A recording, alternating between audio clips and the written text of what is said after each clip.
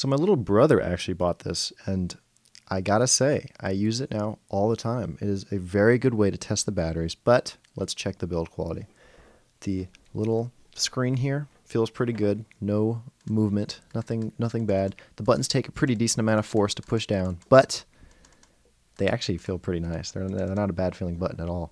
The back, very simple. There isn't any sort of like, little friction pads to keep it from sliding around. So obviously it's just, this thing's just gonna be sliding around, but that's fine. The cable on the top, very thick.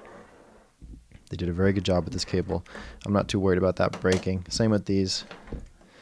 If we kind of skip here to the end, obviously the cable's pretty short, but if you're just gonna be using this to test the batteries, you don't really have to worry too much about that.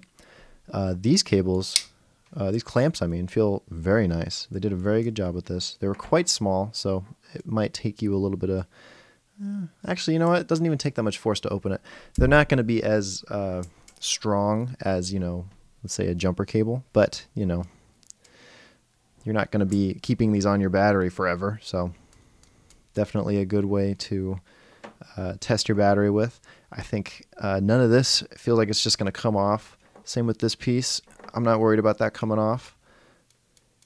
The whole thing, I'll be honest, especially for the price, built